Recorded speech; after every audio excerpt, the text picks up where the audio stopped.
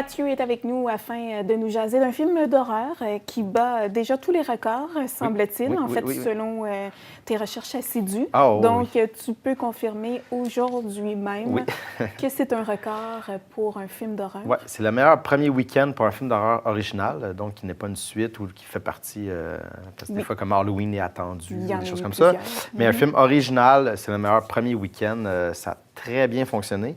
Et oui, c'est Jordan Peele qui nous arrive avec son deuxième long métrage. Le premier était Get Out. Ça fait déjà 2 ans. C'est un film d'horreur aussi? Film d'horreur, mais le premier était dur à décrire. Ils l'ont mis dans la case horreur, mais c'était moins horreur que son deuxième. C'était plus dans le suspense.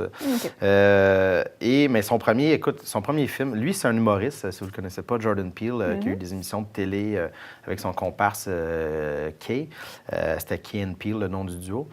Et son premier long métrage, écoute, il y a eu un très bon box-office. Ça a vraiment fonctionné. 4 nominations aux Oscars pour un film d'horreur. Il a gagné meilleur scénario. C'est rare, c'est vrai, pour des films d'horreur. Oui, et là, il arrive avec ça, son premier film. Alors, le deuxième était très attendu. Les attentes étaient élevées aussi. Les attentes étaient très élevées. Parce que, il a gagné meilleur scénario et c'est pas pour rien. C'était pour ce film-ci? Le premier. Oui, c'est un film très intelligent, malgré que ce soit un film d'horreur. Mais justement, il a élevé ça à un autre niveau. Il y avait un propos social très intéressant. C'est un Afro-Américain. Il parle beaucoup de la situation des Afro-Américains aux États-Unis dans ses films. En fait, le deuxième ne fait pas exception.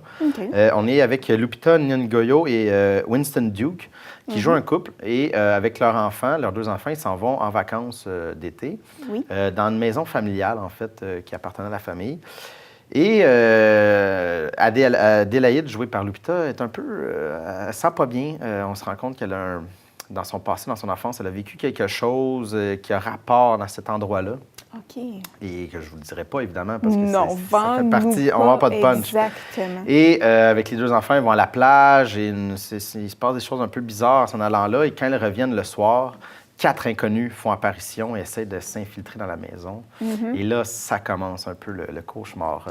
J'en dirai pas plus. Oui, dans l'extrait que tu vas nous montrer. On a des images de tout ça, mais la bande-annonce est très bien faite. On voit à peu près rien de ce qui se passe dans la 2e heure du film. Ils ont très bien fait ça. Alors, ce que je vous dis là, c'est les 30 premières minutes. Et après ça, c'est ça. Ça bouge je ne dirai rien. 30 premières minutes à l'heure. Oui, ça bouge, ça bouge. On va aller voir un extrait, justement, pour qu'il y ait une idée. Étant donné qu'on en jase. Oh, yeah. Where's Jason?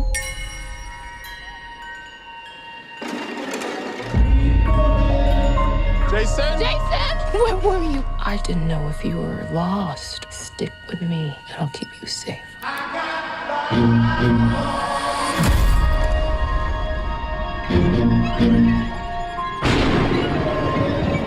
There's a family in our driveway. It's probably the neighbors. But y'all scared of a family? Can I help you? Zora, put your shoes on. If you want to get crazy, we can get crazy.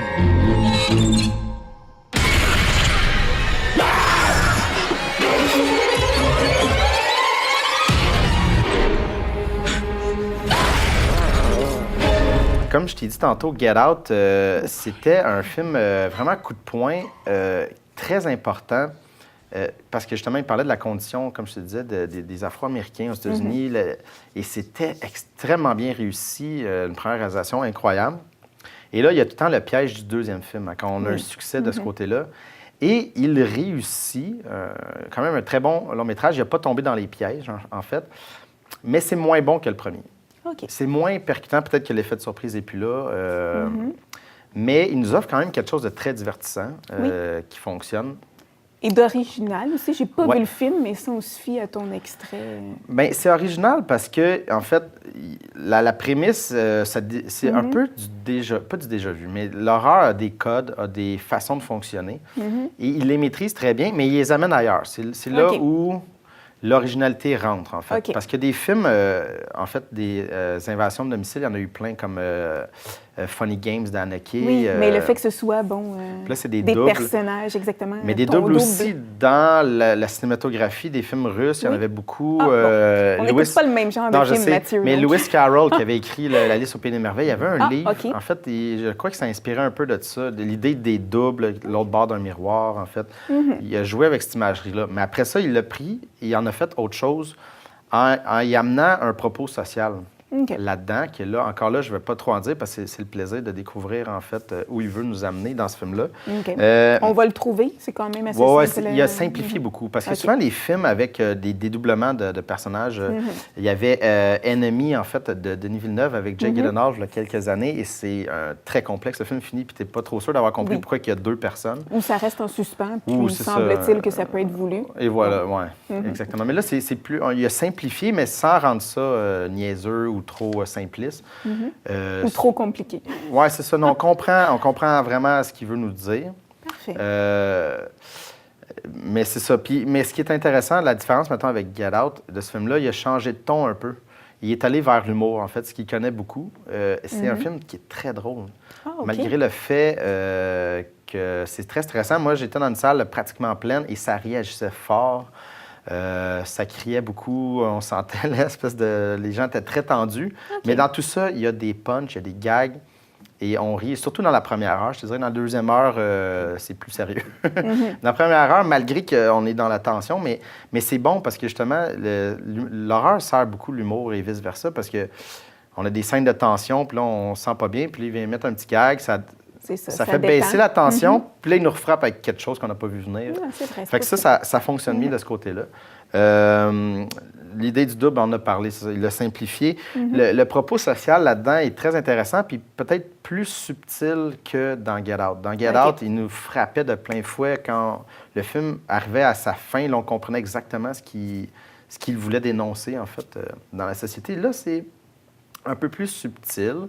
Puis c'est correct, en fait. Il n'y a pas besoin de tout le temps être c'est peut-être le danger aussi qu'il devienne le réalisateur qui a tout le temps quelque chose à dire de très social. Tant mieux s'il réussit tout le temps à nous offrir quelque chose de qualité, mais il ne faut pas, tu sais, c'est ça, il ne faut pas qu'il se perde là-dedans. Et comme je te disais, il maîtrise beaucoup les codes du genre. Tu vois qu'il a vraiment assimilé ce que Hitchcock a fait de Shining avec Kubrick. Mais il réussit à ne pas avoir l'air de quelqu'un qui copie. Il a vraiment son style à lui. Et qu'est-ce qui est intéressant aussi, c'est qu'il s'amuse beaucoup avec les... tu sais, souvent, c'est ça, on va avoir une musique, une tension, tout ça. Et il y a des scènes extrêmement drôles, mais en même temps très terrifiantes. Et d'ailleurs, il y a l'utilisation de la chanson Good Vibration de Beach Boys. Non. Et elle ne sera plus la même. Après. Ah non, plus jamais. On ne l'écoutera plus de la même façon. En fait, non. C'était magique. Bon. On est prêts. Soyez prêts pour Parfait. ça. Je te dirais que le gros point négatif du film, c'est le scénario qui n'est pas aussi bien ficelé que le premier. Est-ce qu'il y a eu peut-être moins de temps? Parce que souvent, le premier film, c'est quelque chose qui traîne longtemps dans notre tête, puis on travaille. Et là, il y a eu 2 ans.